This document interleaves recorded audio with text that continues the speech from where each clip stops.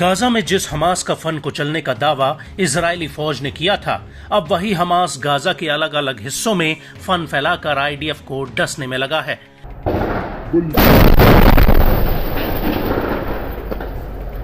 एक तरफ जहां हिजबुल्ला इजराइल के ऊपर भीषण रॉकेट और ड्रोन हमले कर रहा है,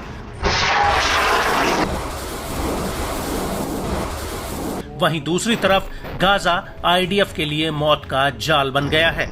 ये बात हम नहीं कह रहे, बल्कि गाजा से आने वाले ये वीडियोस इस बात की तस्दीक कर रहे हैं। जी हां, हम बात कर रहे हैं गाजा के जबालिया में आईडीएफ के ऊपर हुए अटैक की, जिसमें इजरायली सेना को अभी तक का सबसे बड़ा झटका लगा है। इससे पहले कि हम आपको बताएं कि आईडीएफ को गाजा में क्या नुकसान हुआ है, उससे पहले आपको अल कासिम ब्रिगेड का ये वीडियो दिखाते हैं। ये वीडियो गाजा के जबालिया का है, जिसमें अल कासिम ब्रिगेड का एक लड़ाका एक रॉकेट नुमा विस्फोटक पर कुछ लिखता हुआ दिखता है।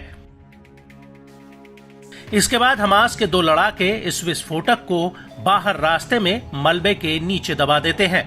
वहीं दूसरी तरफ हमास का एक लड़ाका सीसीटीवी कैमरे के जरिए इस रास्ते पर नजर रखे होता है, और तभी वहां से आईडीएफ का एक मेरकावा टैंक गुजरता है, और जैसे ही ये टैंक बारूद वाली जगह पर पहुंचता है, वैसे ही हमास का लड़ाका रिमोट कंट्रोल से इस आईडी में ब्लास्ट कर देता है, जिसकी वजह से टैंक के परखच्चे उड़ जाते हैं।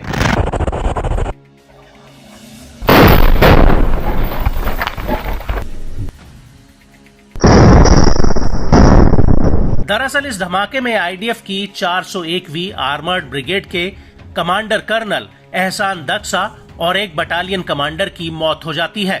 उनके साथ कुछ और अधिकारी भी इस टैंक में मौजूद होते हैं।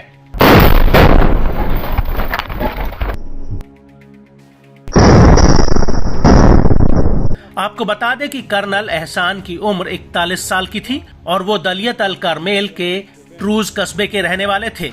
बड़ी बात यह है कि कर्नल एहसान आईडीएफ के सबसे सीनियर कमांडर्स में से एक थे, जिनकी गाजा की लड़ाई में जान चली गई है।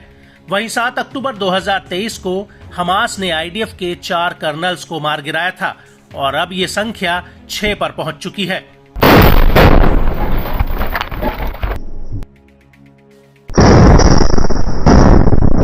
आपको बता दें कि कर्नल एहसान की मौत टैंक के भीतर नहीं, बल्कि टैंक के बाहर हुई है। आईडीएफ की रिपोर्ट के मुताबिक वो अन्य अधिकारियों के साथ टैंक के बाहर कुछ ही मीटर दूरी पर मुआयना करने आए थे, तभी वहां मौजूद आईडी में ब्लास्ट हो गया।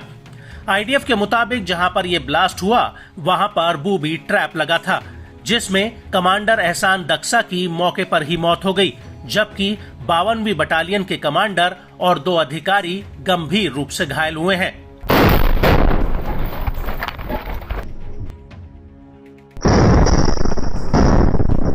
और जिस वक्त यह हमला हुआ, उसी वक्त जबालिया कैंप में अल कासिम ब्रिगेड ने भी आईडीएफ के ऊपर एक बहुत बड़ा हमला किया।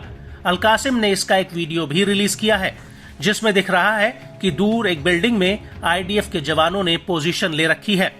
तभी अल कासिम के लड़ाके उस बिल्डिंग पर रॉकेट लॉन्चर से हमला कर देते हैं, जिसमें जोरदार ब्लास्ट होता है।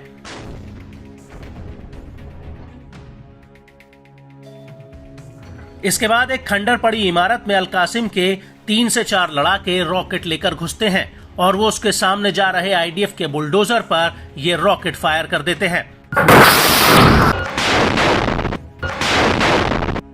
इसके बाद आईडीएफ के रास्ते में लगे एक बूबी ट्रैप को भी उड़ा दिया जाता है, जिसकी चपेट में आईडीएफ का एक टैंक आ जाता है।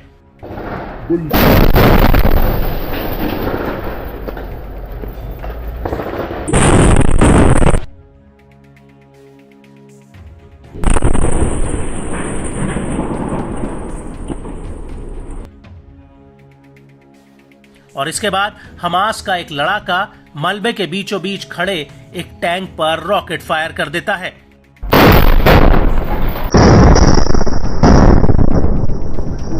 और इसके कुछ ही देर बाद एक लड़ाका मशीन गन से आईडीएफ के ऊपर ताबड़तोड़ फायरिंग करने लगता है। और इस हमले के दौरान ही अल-कुद्स के लड़ाके जबालिया कैंप के बीचों बीच अल कसासिब में आईडीएफ के एक मरकावा टैंक पर आरपीजी दागते हैं और अल कुद्स के इस वीडियो में पहले तो दबे पांव 2 लड़ाके हथियार लेकर गलियों में भागते नजर आते हैं। इसके बाद ये लड़ाके एक घर में छिपकर दूर खड़े आईडीएफ के 2 टैंकों पर आरपीजी दाग देते हैं, जिसमें एक बहुत बड़ा ब्लास्ट होता है।